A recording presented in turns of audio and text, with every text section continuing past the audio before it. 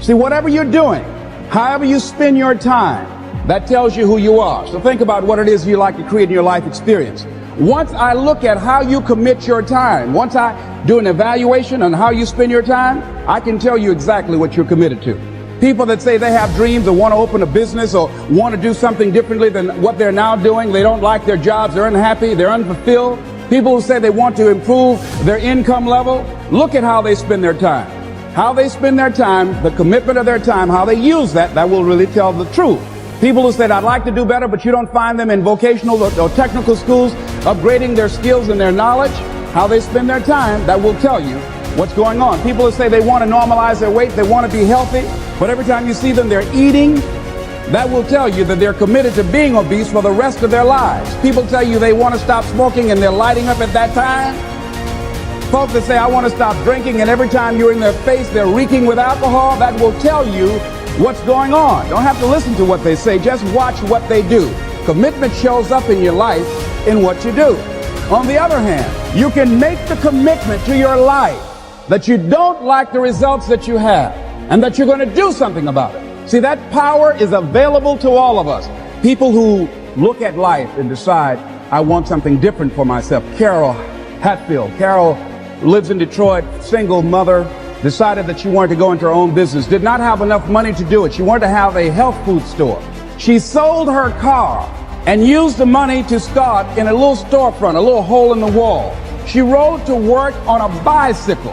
And then when she got enough money, she bought a motor scooter and did that for a long time.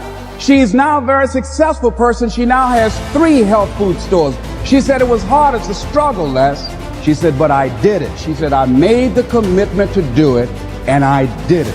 Why is it that people are frightened by commitment? Because when you say the word commitment, that intimidates a lot of people. Why? Because it means you have to deliver. See, most people, you ask them, hey, look here, I'd like you to do this. They'll say, I'll try. I'll try means that is my escape clause. When I don't come through, it's really a polite no. I don't have the courage to tell you no, so I'll tell you I'll try. Hey, look here, I need you to come to this meeting. I'll try. I say, what do you mean? You're going to lean toward the meeting? Try and sit down. You either do or you don't. Try and take this pencil out of my hand. You either do or you don't. There's no such thing as try. So most people like to use that language. They don't want to commit themselves because commitment means, among many things, no excuse is acceptable. That's what it means. No excuse. That if you decided that you're going to do this, if it becomes hard, then do it hard. If it's difficult, so what? If it's inconvenient, so what? See, a lot of people made a commitment to come here tonight, but they looked outside and said, it's raining. The temperature dropped. It's cold outside. And they decide to give up on their commitment. And that's how people do about their dreams. They don't honor their commitment to themselves. Let me tell you what happens when you don't keep your commitment. Number one, it begins to deplete your self-esteem and it erodes your self-image. It weakens your faith in yourself. You don't feel good when you don't keep your commitments. The other thing is that you begin to develop weak relationships with people. People begin to realize they can't depend upon you. They can't rely on you because you won't keep your word. You establish that kind of reputation. Just think, what would your life be like if you decided to keep your commitments? What will all of our lives be like if we decided to keep our commitments? That we decided to do the things that we said that we were going to do. That we wouldn't even speak it unless we were going to do it. If we decided just for a week, just see what your life can be like. Just let's do it for a commitment to make it a 7-day commitment that I won't say I will do anything unless I'm going to do it. And find out what your life will be like. Let me tell you what, if you follow it through, if you keep your commitment to the commitment, at the end of the 7 days, you'll feel strong and powerful. Because by honoring your commitment, each time that you do, that empowers you. Whatever discipline that is required, whatever it is that you must do. So I'm suggesting, number one, commit yourself to live in the present. I saw the movie, The Dead Poet Society, Robin Williams, and they had a line in there, seize the moment. Many of us are not able to move forward and develop and manifest our greatness because we spend so much time looking back or worrying about the future. Seize the moment. See, you cannot go into the future and manifest your greatness when you have various things in your life that's blocking you. Let's look at how we can begin to keep our commitments. Remembering what Dr. Robert Anthony said about results. when you keep your commitments, you're able to produce some different kinds of results in your life. So how can we keep our commitments? And do we keep all commitments? No, we don't. You will not be at 100%. However, you will have a greater percentage rate of maintaining your commitments to yourself, whatever those things might be. If it's going into business, if it's changing a habit that you know that works against you, if it's overcoming self-destructive behavior, if it's retraining your thinking, if it's reinventing yourself, if it's trying to begin to design your relationship differently, all of us have a possibility by focusing and really harnessing our attention and concentrating on it. We really have available to us the power to honor our commitments in those particular areas. So number one, make it priority.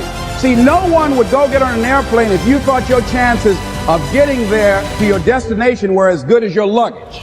Am I correct?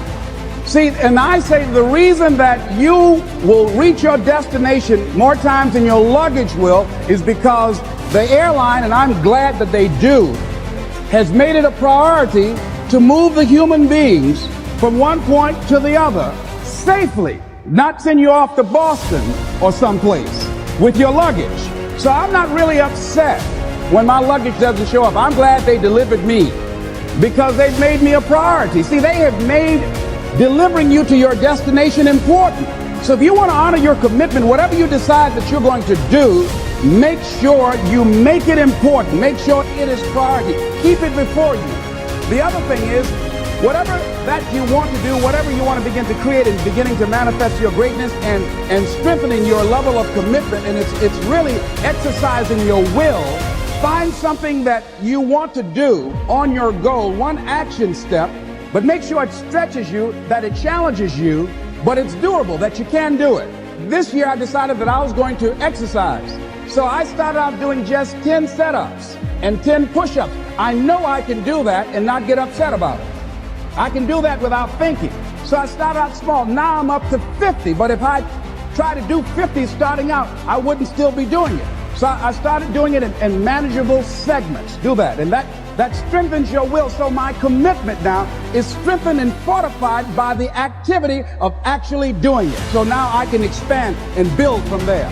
When I decided to begin to manage my money differently, and I started saving 5% of my money, then I increased it to 10%, then to 15%. So now I have disciplined myself to live off 75% of my income. I took discipline to do that, but I started watching how I was spending my money. I started keeping a log and following myself. So you want to begin to find something that is manageable, that you know that you can do. The next thing in beginning to keep your commitments to yourself, have some friends that will hold you accountable, that won't let you off the hook, that won't tolerate anything less than the best from you. People that will support you in this new way of being, in this new state of consciousness. The other thing is important is have a contingency plan. See, many times when you make a commitment to do something, there are some other variables that will happen that you can't control or you perhaps did not think about. So you want to have some other plans going on. You want to become creative. See, most people don't keep their commitments because when something goes wrong, they just stop. They don't have a contingency plan. So they don't know what to do next. Start being creative. If you challenge yourself, many times they say, I don't know what to do. And I always ask myself, but if you did know what to do, Les, what will it be? That activates another part of my mind. I start thinking about the possibilities and just experiment. But many of us just stop dead in our tracks. I don't know what to do. You do know what to do. You've got genius in you. Challenge yourself, push yourself, make yourself come up with something. Use your imagination. And what you will find is that you know more than you realize that you know. That you're more creative and more resourceful than you realize that you are. And as you do that, the more you do it, the easier it will become. At first, it's going to be a struggle. And after you get into a certain level of consciousness, you will ask yourself, how is it that I didn't see this before? At the level that I'm managing my business now, they say consciousness is what we are. I literally look at myself and say, how is it that I didn't do this before? Why is it that I couldn't see this before? And the reason that I didn't see it before, because I didn't challenge myself. I didn't put myself out here. See, the reason that most of us go through life never discovering our true greatness, literally walking, breathing corpses, the uncommitted life isn't worth living. Why? Because it doesn't produce anything. See, you only make things happen. Your life only counts. You only make a difference when you are committed, when you make a commitment with your life. The people that make a commitment with their lives, the people that make a commitment to their customers, the people that make a commitment to their families, to their relationships, are the people that make the greatest impact in life. What is commitment? Commitment is the salesman who says, look here, I'm going to make $1,000 today and I'm not going home. You can turn the lights out. The janitors could be here running the vacuum cleaner. I'm not leaving here till I do it. I used to be a door-to-door salesman. I had X number of TVs. I had a minimum amount that I knew I had to sell every day in order to provide for my mother, who was ill at the time, who had lost her job at the M&M cafeteria because of arthritis. And I said, I'm going to go door to door, and sometimes I would not come home until 1 o'clock at night, knocking on people's door, people closing. What do you want? Would you like to buy a nice working Month's television set, no money down? No! What about an Emerson TV? No! Thank you very much. Do you know anybody else that would be interested? No! Thank you very kindly. Knock on another. Hello?